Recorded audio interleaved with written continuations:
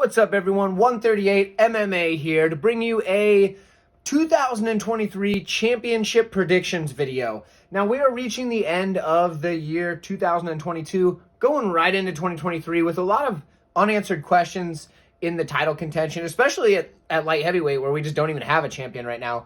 So we have some places where I can see some changes, some places where I think the champion stays the same, but we're going to find out all of those in this video coming up. You wanted the picks, you got the picks. The hottest picks in the world. Breaking down the strawweight division, we have a champion in Zhang Weili right now who I think is going to keep her title the whole year. The reason why? Yes, she's lost twice to Rose Namajunas, who would rightfully be in line for a title shot because she's beaten the champion twice. But Rose Namajunas seems a little bit like she's dealing with some stuff. She's doing some grappling now, but we're looking at just the year of 2023. Do I think they face each other again? Yeah, probably at some point. But I don't think it happens in 2023. I think there's some other things that are going to shake out first. I think Namajunas is going to take another fight before she goes right into the title shot, because she did lose that really boring fight against Carla Esparza. Esparza's not going to get the rematch, most likely, because obviously she got beat pretty bad. This title might not actually be contested more than once in the entire year of 2023. And if it does, I do think Zhang Weili is going to be the champion. So for me, the women's strawweight, Zhang Weili is the pick. Let me know what you guys think. I would love to see your whole list of everyone you have in the comments below for champions of 2023 at the end of the year. That's what we're talking about, end of the year. So let me know who you got. When it comes to the women's flyweight division, I'm going to go out on a limb here and get a little bit wild with this pick. I'm going to take Erin Blanchfield. Why do I say this? Okay, Santos looked really good against Valentina Shevchenko. Stylistically, that matchup was good for her. She, yes, lost in a very, very close matchup. I know a lot of people think Santos won that fight. It was a close fight. Maybe she did, maybe she didn't. But either way, Blanchfield's now fighting Santos early this next year in 2023. If Blanchfield wins that fight, Blanchfield is then going to be the obvious go-to number one contender for the title. With how impressively she looked in her last matchup, she dominated Molly McCann. Now, I know that's not a big deal because obviously Shevchenko would dominate Molly McCann as well. But Erin Blanchfield looked really good in that, and she's a young, up-and-coming prospect. The UFC is looking at some of the champions and saying, you know what, let's get some young blood up in there. And Erin Blanchfield has all the makings of star potential in the UFC. She has star power. She can talk on the mic. She can do the work in the cage. She can do it all. She just has to get over that hump of Santos and then get to Valentina. Because Valentina, she's been around a long time. She's easily the best flyweight champion we've had in quite some time. Probably ever, actually. They're easily ever. So, which isn't saying a lot. I guess the women's flyweight division is fairly new. But either way, Shevchenko is going to eventually lose. It's what's going to happen. She's lost before. She's eventually going to lose. And when she does, I think it might be Blanchfield. I think she's going to edge it out over Santos, at least right now. Who knows? When that fight comes up, I'll break that one down a little bit further. But right now, I'm leaning that she's going to edge it out. I know everybody says it's a bad matchup. I think Blanchfield's going to edge it out. Might be a close decision. Santos will be another one where she thinks she gets screwed. I don't know. But either way, I'm going to take Blanchfield as a long shot on this one because I know that she's still far down the rankings. But if she does beat Santos, she's going to skyrocket to number one, no problem. So that's what I've got. Let me know who you got. Let's go straight, folks. I think Amanda Nunes is going to be the champion at featherweight and bantamweight in the women's division by the end of 2023. I think that's pretty much a safe thing to assume. Obviously, featherweight, there's nobody else in the division, really. So she's going to win that one. At bantamweight, something crazy could happen like what happened with Pena, but I think that got Nunes back on track enough that reminded her that, hey, these gals are still dangerous and I need to keep training regularly and being on my top of my game. Yes, I know she was like sick leading up to that fight or something like that. So anything can happen, but I don't think Nunes is going to lose like that again, at least not for quite a few years. I think she stays the champion until she retires at this point anyway. So for me, I'm going to take Amanda Nunes in bantamweight and featherweight for the women's division. I think it's cut and dry. But let me know what you think. If you think somebody else has got a shot, I'd love to hear it. Men's flyweight. Now, I want to say that I'm not mega confident in this pick because, first off, we could have another 10 matchups between Davison Figueiredo and Brandon Moreno. Who knows? But here's how I see it playing out. I've picked Figueiredo in all 3 of their matchups so far. He's won one. There was a draw, which get your money back. And then he lost one. When I picked him I believe I picked him as an underdog in all 3 of those matchups. Forgive me if I'm wrong, but I'm pretty sure I got Figueiredo at underdog odds in all those matchups. So I'm up on picking Figueiredo. I'm picking Figueiredo again to beat Brandon Moreno. Here's why I think this is going to help. Well, first off, Moreno's got all sorts of issues with the camp. He moved to Glory MMA and Fitness. Glory MMA and Fitness is all sorts of messed up right now. We all know what's going on with the betting thing for Kraus and all that stuff. Now he's in another camp. Yes, Brandon Moreno is very talented, but I think Figueiredo is going to be able to get it done. I do think Figueiredo would have won that initial matchup had that point not been deducted. So there is that. Take that for what you will. Either way, I think Figueiredo is going to get it done. Then what happens? One of 2 things is going to happen. 1, Figueiredo says, you know what? I'm tired of making flyweight. I'm going up to bantamweight. One of 3 things. Let me put it this way. 2, he could retire. But 1, he moves up to bantamweight. Okay? Not like a crazy thing to think. He is a very big flyweight. He could do that. If he does, what happens? We have a new champion coming in, and guess what? It's probably going to be Brandon Moreno versus, I think, Mateusz Nicolau. Why do I think that? Nicolau's looked really good as of late. Yes, some of the names on his list are not the top 5 guys, but Nicolau's making it look easy against some of these guys. When he beat Schnell, no big deal. Made that look real easy. So for me, I think Nicolau can find his way in there with one of those 2 options. Option 3, Figueiredo wins against Brandon Moreno and he does it impressively. What happens if he does it impressively? Well, they're not going to make another one. Maybe they will, but I don't think they'll make another one right away. I think they're going to either put Pantoja or Nicolau in there. Pantoja's got a shot, don't get me wrong. I almost picked him, but I think Figueiredo would get it done over Pantoja. I think Nicolau could win a kind of boring fight decision.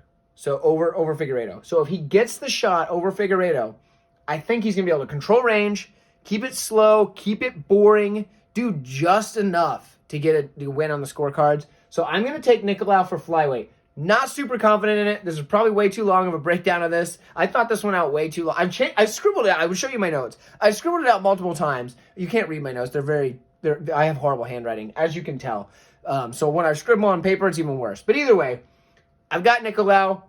I've rethought it a few times. Let me know what you got for the bantamweights. And in this one, I've got Henry Cejudo getting his title back. Why do I say this? Let me tell you. This could happen one of 2 ways. And that's why I'm picking this one. 1, Henry Cejudo beats Aljamain Sterling when that fight happens. Champion. Then the title does not get contested, or if it does, it's Sean O'Malley, and I think Cejudo's a nightmare matchup for Sean O'Malley because Cejudo is top-tier wrestler, and we saw Jan take down O'Malley multiple times.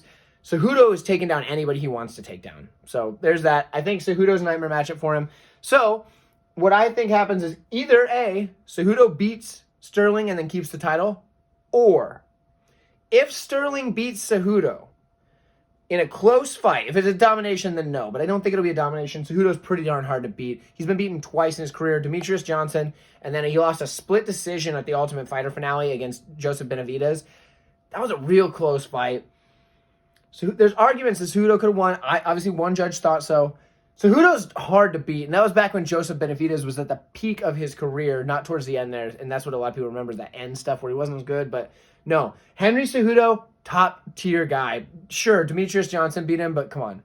Let's be real here. Demetrius Johnson is easily the best flyweight of all time. And that was a flyweight. You got to remember that. At bantamweight, I think Cejudo's going to get it done. If he doesn't, say Sterling wins a pretty close decision. What might happen is Sterling says, you know what, I'm going to go up and fight Volkanovski. I can't make bantamweight anymore. That's why I don't fight super often. I just can't do it. It's too much of a cut for me. He's a thick guy for bantamweight. Okay, totally possible. Then what? Well, we need a new champion. Towards the end of the year, we're going to put Cejudo, because the title got dropped and it was a really close fight, so who's next in line? Cejudo against O'Malley. Well, then again, you got Cejudo, who's a nightmare matchup for O'Malley. Or say you put him against, the winner of Vera Sandhagen. Tougher matchups for him in some ways, but easier in others. Honestly, I think Cejudo's his toughest test is going to be the Sterling matchup because Sterling is a very good wrestler in himself. I'm taking Cejudo here. Let me know what you guys think. I know he's the king of cringe, and sometimes it's kind of weird, but seriously, the guy's so talented. He's an Olympic gold medalist. That's amazing. This dude in freestyle wrestling, which translates very well to MMA. So I'm taking Cejudo. Let me know what you got. There's really any question here. Featherweight, Alex Volkanovski is going to be the champion. I would say Arnold Allen is probably his toughest matchup because there's a lot of unknowns in Allen's game that we haven't really seen him go up against some of the top tier guys, and he's looked good anytime he's looked pretty much good in every fight. So Arnold Allen is probably the toughest test for him. But no, Volkanovski's leaps and bounds above everybody in the division. It's not even close.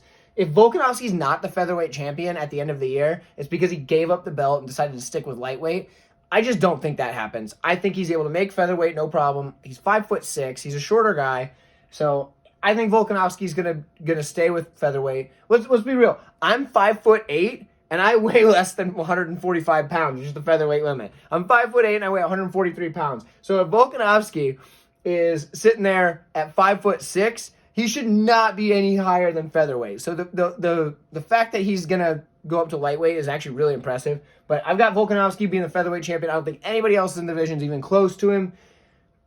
Yeah, easy one. I just get done saying how great Volkanovski is and that he's moving up to lightweight and maybe he stays there. No, he won't. But, dude, guys, come on. Islam Makhachev is so freaking good. Are you kidding me? He's definitely going to be the lightweight champion. The only way he's losing this belt, I will say Volkanovski is his toughest test for the simple fact that Volkanovski is so hard to put away. And, I mean, technically his only loss is like a head kick knockout, but that was at welterweight, so forgive Volkanovski for that one. At lightweight, though, Islam Makhachev is so good. He absorbs less than one significant strike per minute in his UFC career. That's insane. That is insane. You can't hit the guy. He's got top-tier wrestling. His striking is improving every single fight. The guy's just so good. I don't think anybody's beaten Makhachev until he gives up the belt by moving up to welterweight or just retires. So I've got Islam Makhachev here at lightweight. He was my most confident pick of the entire year in 2022 when he fought Charles Oliveira. By most confident pick, I mean most confident bet. There was other people that were more confident picks, let's be honest, because there were some pretty easy squash matches at one point. But of the ones that I would bet and had bet, Islam Makhachev was a 13-unit play. I was so confident in the Makhachev side. Why? Because this guy's so friggin' good. He's going to be the lightweight champion at the end of the year. In fact, I would say now he's probably going to even be the lightweight champion at the end of 2024. But we don't know what's going to happen in that year. So we'll stick with 2023 for now. Islam Makhachev, let me know what you got. Let's go to the next. Wait, if you don't notice, there is an asterisk right here. This one, there's some contention here because Khamzat Chimaev, he has mentioned, or at least put it out on social media or whatever, his coaches, somebody mentioned the likelihood of him going up to middleweight. If he goes up to middleweight, I think he's the champion at middleweight. He's a nightmare matchup for most of the guys at middleweight. The only one that stands a real test against him would be Robert Whittaker. I still think Chimaev beats Whittaker. I just think he's too good at the things that the other guys are not as good at. So I think Chimaev is the pick for middleweight if he goes up to middleweight. But we're at welterweight right now. And that's where he's at currently in the rankings. So I'm going to say if he stays at welterweight, all they got to do is get him the title fight. Give him the fight and he beats anybody there. Does he beat Leon Edwards? Absolutely. He does what Usman was able to do with the wrestling, only more damaging. Why is that? Well, have you seen Chimaev take a guy to the ground and then not cause damage? Not really. Maybe a little bit in the Burns fight, but they ended up kind of just standing and trading. It looked like Chimaev kind of wanted the brawl in that one. So we're gonna kind of put that one as like yeah, maybe, but I don't know. So for me, I think Chimaev can just bully Leon Edwards. Okay, so we got the rematch between Kamaru Usman and Leon Edwards if that happens. I don't know that it does. Sounds like Usman's going to have some surgery or something, maybe. If that's the case, then that's not going to be the case. Then it's not going to be Usman versus Leon Edwards. But if he does, say Usman wins. I think Chimaev can beat Usman. I think Usman's a good enough wrestler to keep it standing, but I think Chimaev's a better striker than Usman. I don't think that's crazy to say. Yes, Usman hits very hard. Chimaev's the better striker. You got Covington. Covington's got cardio. And that's how he can beat most guys. Yeah, maybe he wins the later rounds, but I think Chimaev wins the first three, so it doesn't matter. Or he can finish him. I've got Chimaev winning welterweight if he just gets the title shot. The only problem here is I don't know if he's going to get the title shot because I don't know if he's going to fight more than maybe one time in 2023. And there's kind of a logjam at welterweight. That's kind of been the thing for a long time. You never really know. But if Chimaev gets the title shot, he's winning that title. If he doesn't get the title shot, nah, probably not. Obviously, because he won't get the title shot. But yeah, I mean, that's my pick is Chimaev for welterweight. If he moves up to middleweight, obviously that changes things. My second choice would be Usman, just for the simple fact that he won most of the fight against Leon Edwards and then got caught at the end. I don't think he's going to be dumb enough to do that again. And right when he did it too, it was a lazy slip on Usman's part. So I'm gonna take a quick side note here. So Leon Edwards throws a cross from the southpaw stance, right? So he throws this cross. Rule of thumb, when you're slipping a punch, is you slip to the outside of the punch. Usman did that just fine. What he didn't account for is that, well, this isn't boxing, and you can kick. So when he slips to the outside, so he would have slipped to his he would have said, okay, so lefty throwing it at him. He would have slipped to his right. Got it. So he would have slipped whatever. He slipped outside the cross. Either way, when he slipped, that's not the point. When he slipped, hold on, I'm going to picture. Okay, so he'd be slipping to, he slipped to his right. Got it. So he slipped to his right. I was right the first time. So he slips to his right. Here's what he does. Just like this. Why is that important? Well, in boxing, you'd want to protect here because there's no way they're going to hit you clear out here off of when you slip because they're throwing a punch that's going over this shoulder. So the only hand they have is the far hand, and the far hand can't hit you on this side of the face. So you do this. Well, this is MMA where you can kick people in the head. So in MMA, if you slip like this, there's a kick coming. It's going to hit you in the face. So you can't do that. So in MMA, when you slip a punch, you have to consider, this is probably a better defense. Maybe I keep this one up too, but this is a better defense where I have the shoulder protecting my chin from the follow-up shot, but I have this here for that head kick. Usman didn't do that. Why? Well, it was the fifth round of a fight, and he was very tired. That's what happens when you get lazy with less than a minute left in a fight that you're clearly dominating and you're tired and you've been champion forever, and you know what? You think you can phone it in. That's what happened. I think Usman beats Leon Edwards if they fight again, but I think Chimaev beats anybody in the division at this current point because he's already beaten Burns, and that rematch isn't happening for a little while now. Obviously, yes, there's the Shavkat Rakhmonov fight, but he's just too far down in the rankings still. I don't think he's going to get up to the top by the end of the year. I think it's going to be maybe next year, but this year, no. This 2023, no.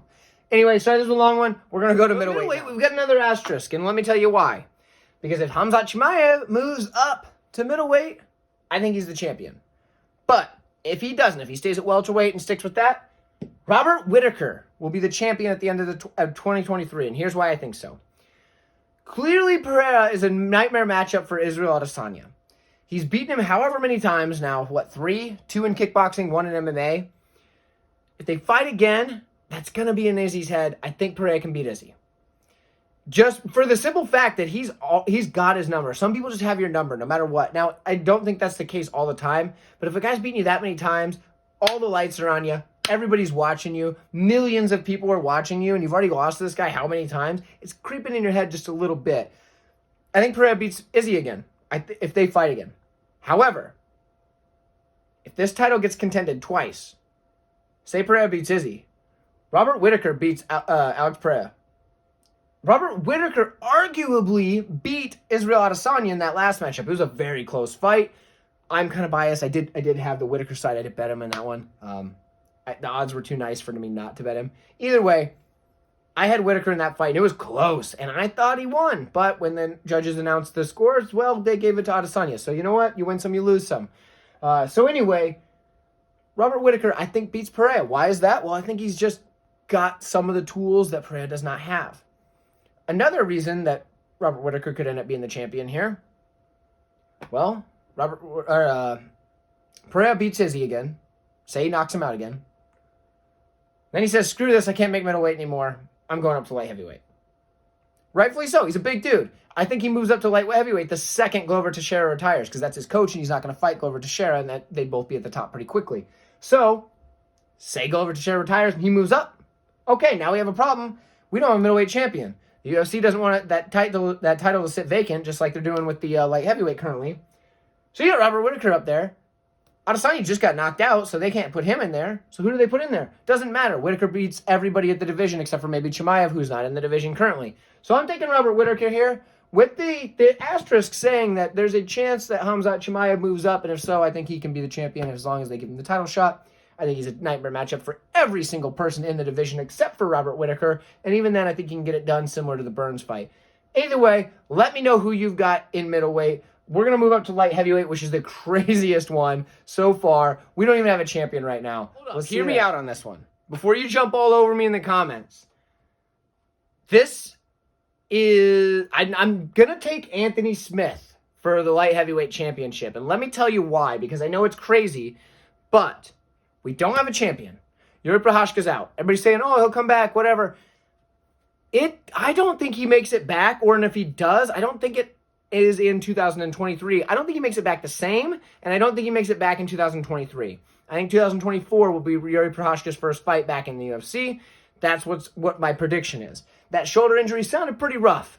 And I don't know if you guys know this, anybody that kind of understands a lot of the human body mechanics, things like that, anatomy things.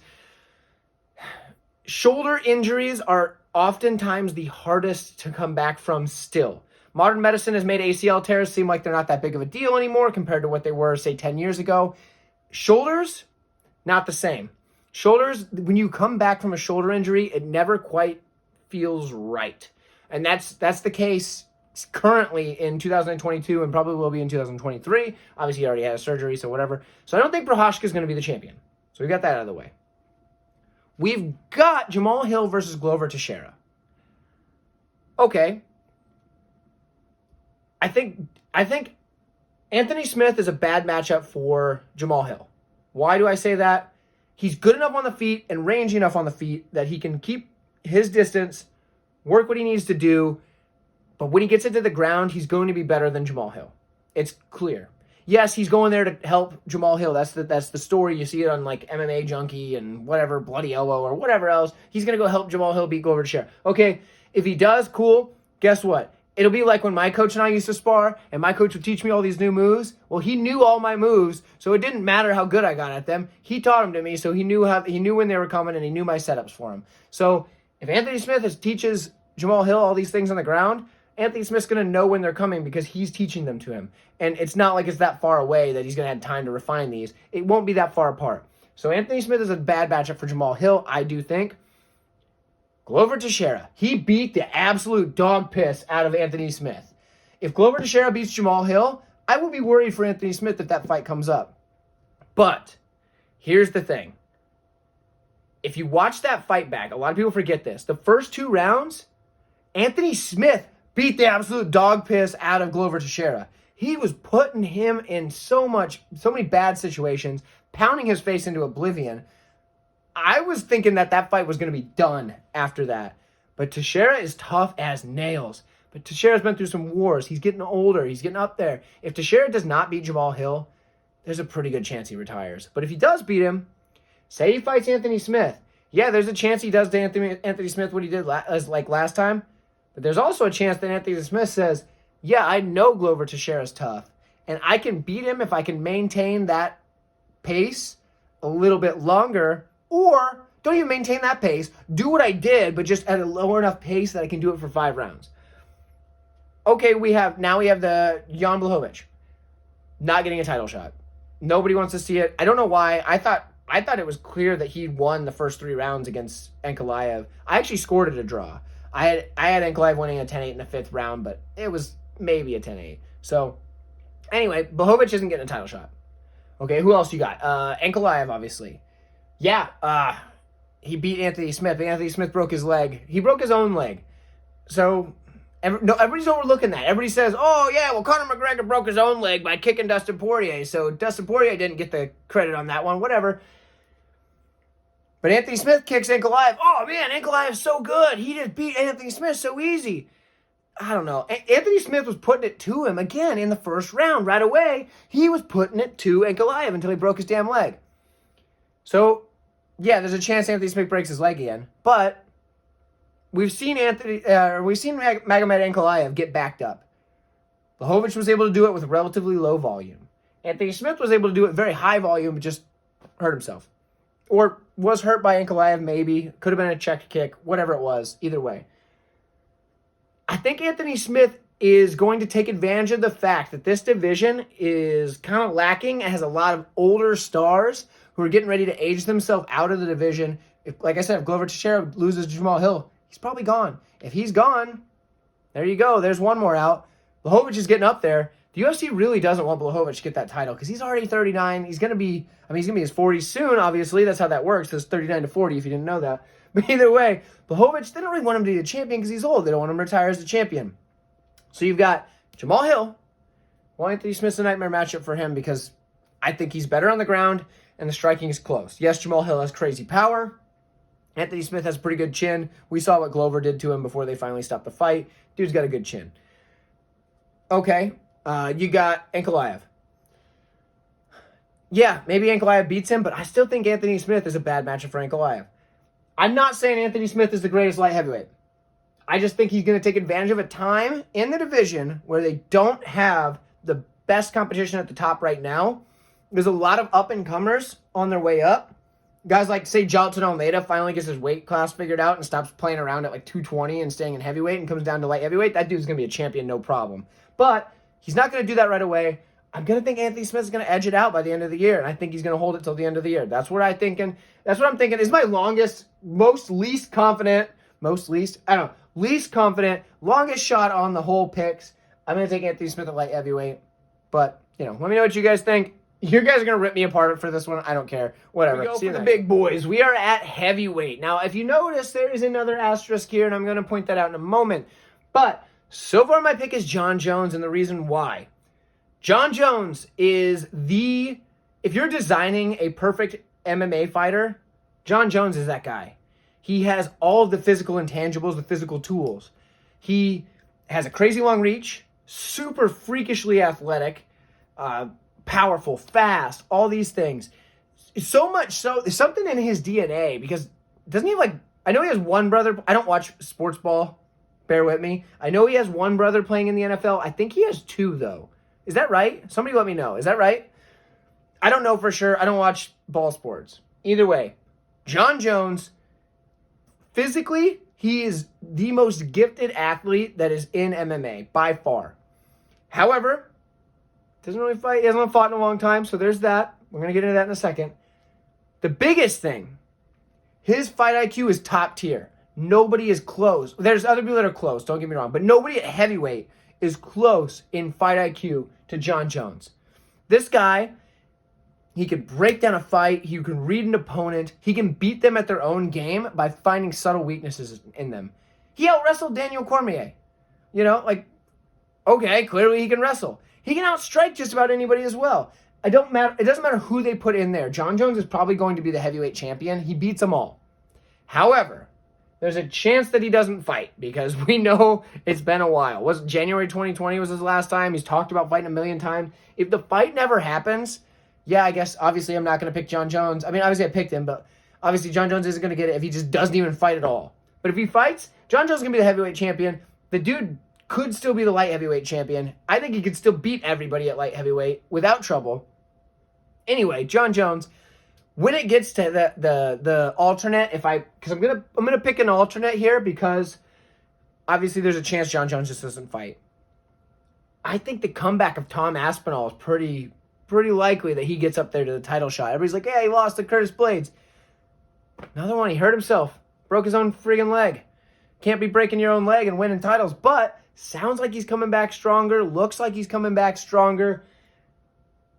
Yeah, I'll take Tom Aspinall as my backup choice, but Jon Jones is number one. If Aspinall and Jones fight, Jones probably wins that fight. He's just too gosh darn good at everything and winning minutes and just being just enough better to always get the decision. Obviously, we've never seen him lose. Well, take that back. He did get the disqualification loss. That's stupid. That fight should have been stopped anyway. He's undefeated as far as everybody else is concerned. For me, I'm taking Jon Jones at heavyweight.